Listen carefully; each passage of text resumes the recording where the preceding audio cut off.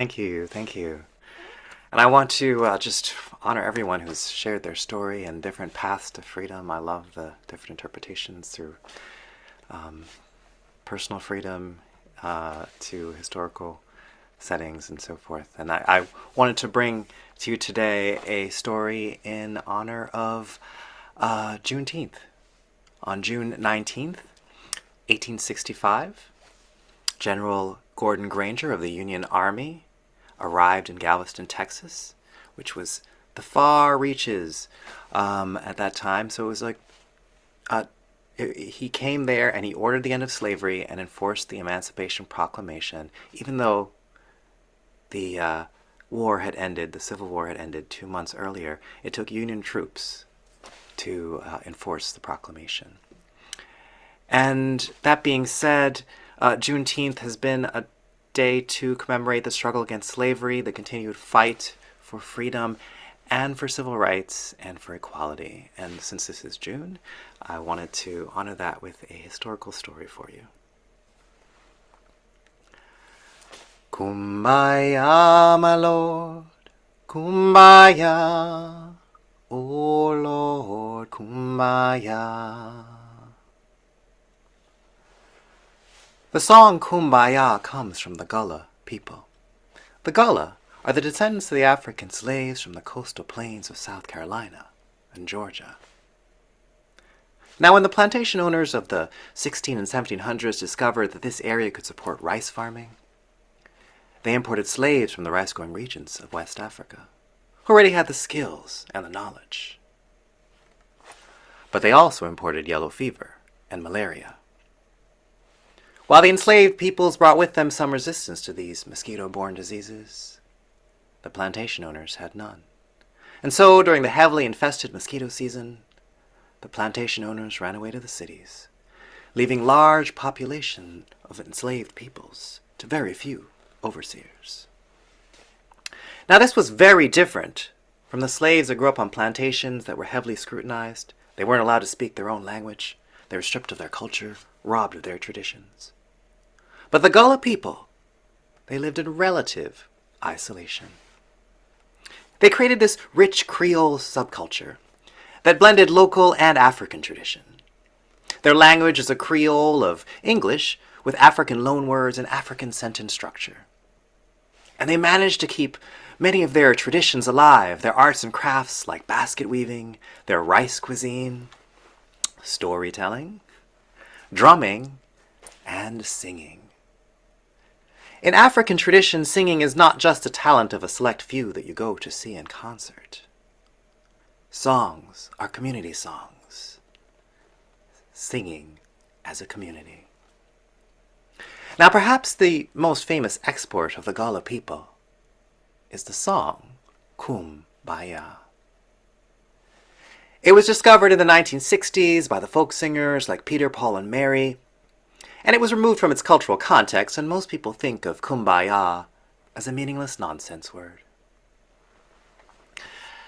In fact, it became this popular feel-good song that was sung around campfires and group gatherings like scouts.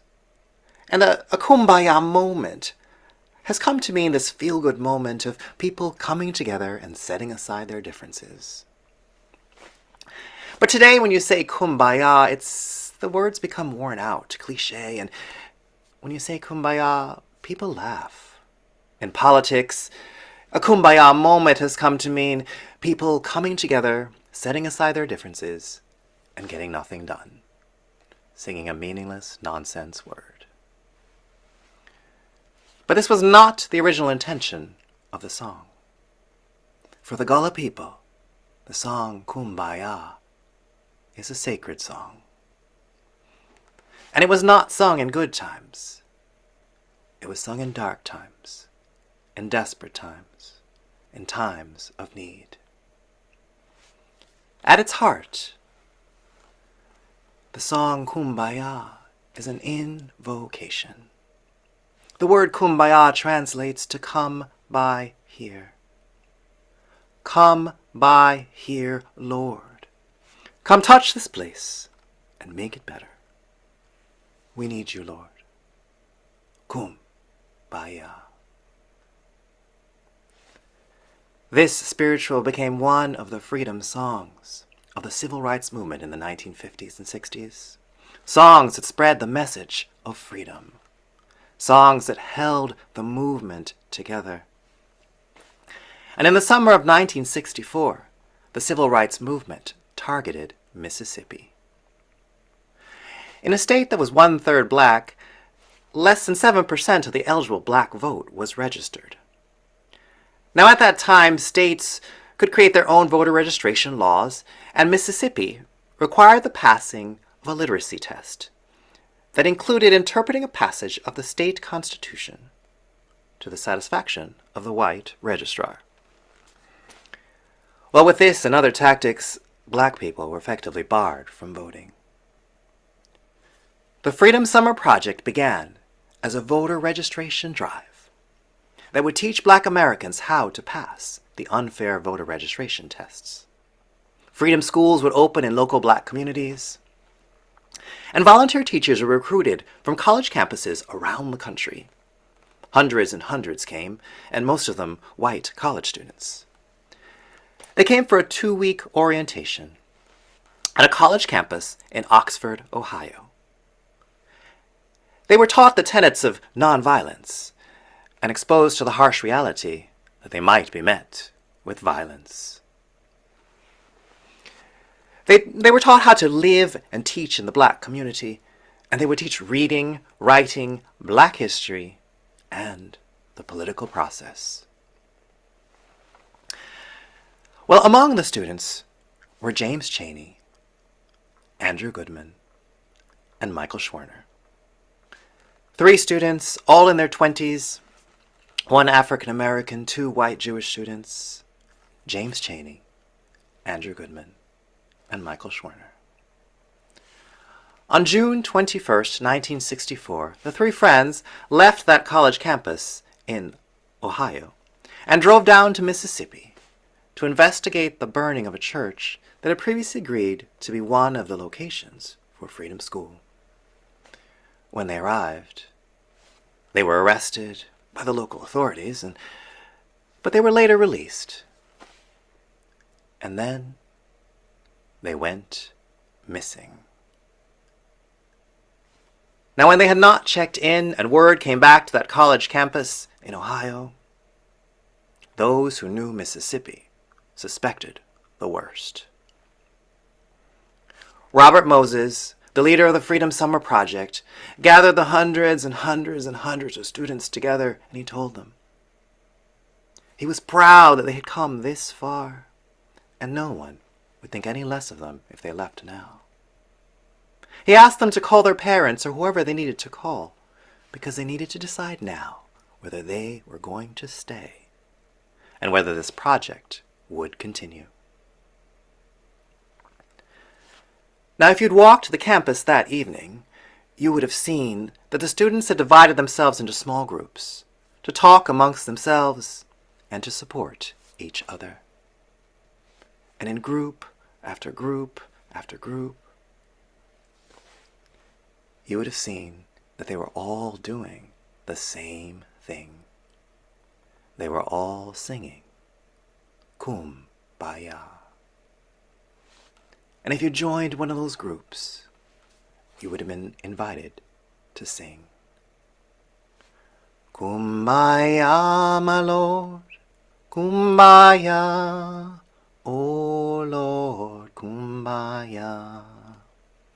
Someone's missing, Lord, Kumbaya, oh Lord, Kumbaya.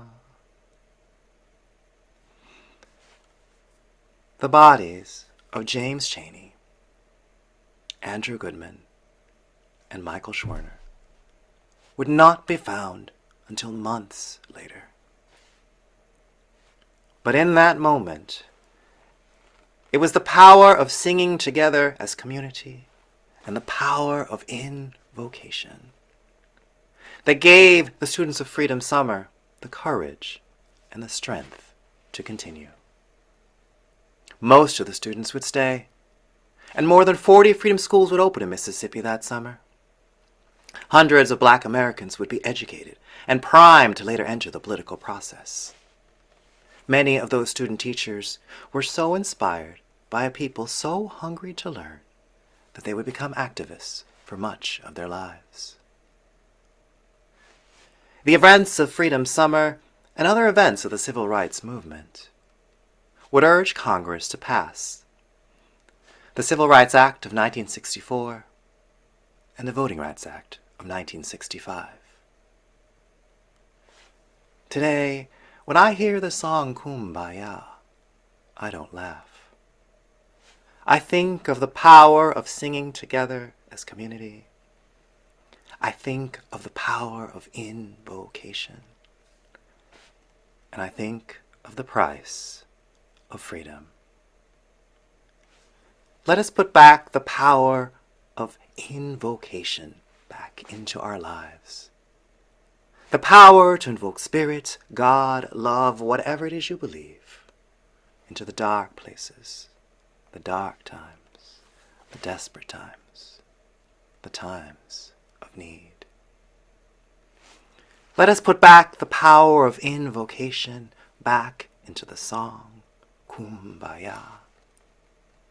And I invite you to imagine those dark places in your life today. The dark places in the world today. The places that are still crying out for freedom. And I invite you to sing with me. Kumbaya, my Lord, Kumbaya, oh Lord, Kumbaya. Yeah. Someone's praying, Lord, Kumbaya, oh Lord, Kumbaya. Someone's crying, Lord, Kumbaya, oh Lord, Kumbaya. Someone's singing, Lord, Kumbaya, oh Lord, Kumbaya. Come by here, Lord. Come touch this place and make it better. We need you, Lord. Kumbaya. Thank you.